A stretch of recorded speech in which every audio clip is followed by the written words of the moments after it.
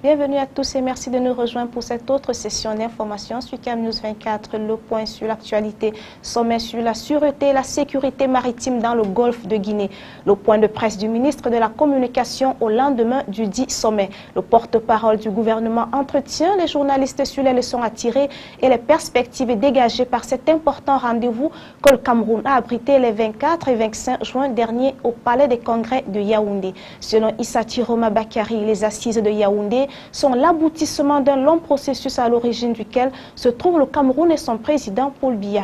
Le sommet de Yaoundé revêtait un enjeu de la plus haute importance en raison du potentiel énergétique du golfe de Guinée qui devrait représenter d'ici à 2020 le premier gisement en termes de réserve pétrolière mondiale. Projet d'amélioration de la compétitivité agricole, le PACA, les points focaux de production agricole de la région de l'Est à l'école de suivi et de la collecte des données. Ils y sont ce 28 juin 2013 à Bertois dans le cadre d'un séminaire de restitution de l'atelier national sur le suivi d'évaluation du projet d'amélioration de la compétitivité agricole tenu du 27 au 30 mai dernier à Kribi. Direction extrême nord où l'université de Maroua souhaite livrer ses tout premiers docteurs dans les prochains mois.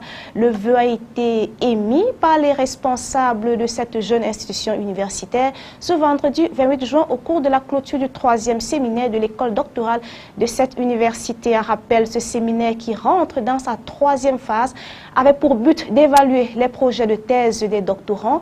Il a donc permis d'atteindre 2 objectifs, à savoir la consolidation des acquis théoriques et méthodologiques des doctorants et de faire le point de l'état d'avancement des différents travaux afin de mesurer l'échéance future des soutenances qui pourraient probablement se tenir au cours de cette année 2013.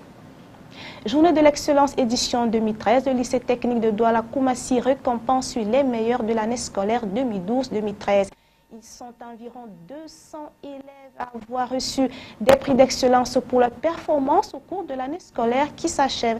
La cérémonie s'est déroulée ce 29 juin au cours de la journée de l'excellence qui était présidée par le sous-préfet de Douala 1er, Jean-Marc Ekwa Mbarga. Pré-partie des obsèques de Louis-Paul Fédé, les amis et coéquipiers de l'ancien lion indomptable du Cameroun préparent un hommage grandiose. Ils étaient réunis à la maison du parti de Koldongo ce 28 juin et ont élaboré le programme des obsèques. Louis-Paul Fédé, décédé le 10 juin 2013 des suites de maladie à l'âge de 51 ans, aura droit à une veille sportive le 10 juin prochain à la maison du parti de Koldongo, c'est à Yaoundé, et il sera inhumé le 13 juillet à Nkolkossi, son village natal, dans le département de la Léké, région du Centre. Présent le résumé de la page étrangère avec les confrères de l'agence France Presse. Nelson Mandela est une inspiration pour le monde. C'est en ces termes que Barack Obama a entamé sa visite en Afrique du Sud. Il a loué le courage moral de Madiba, qui est toujours hospitalisé dans un état critique.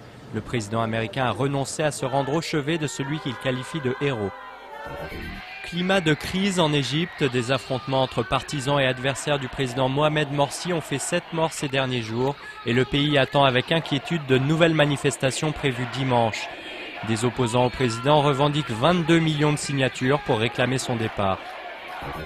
L'assassin présumé d'Agnès fait appel. Mathieu, 19 ans, a été condamné à perpétuité vendredi pour l'assassinat et le viol de la collégienne. Les jurés sont allés au-delà des réquisitions de l'avocat général qui réclamait 30 ans de réclusion. La perpétuité est une peine rarissime pour un accusé mineur au moment des faits. Le combat continue pour la communauté homosexuelle. Pour sa première marche des fiertés à Paris depuis l'instauration du mariage gay, elle réclame désormais des avancées sur la procréation médicalement assistée, les droits des transsexuels et la lutte contre les discriminations au quotidien. Les organisateurs espéraient accueillir 1 demi-million de manifestants. Marcel Kittel endosse le premier maillot jaune du 100e Tour de France. L'Allemand a remporté au sprint une étape marquée par la chute du double vainqueur Alberto Contador, touché à l'épaule. Deuxième étape dimanche dans les reliefs corses. Et fin du Flash Info. Merci de l'avoir suivi. Les informations continuent sur CAM News 24 et puis sur le site de camnews24.net.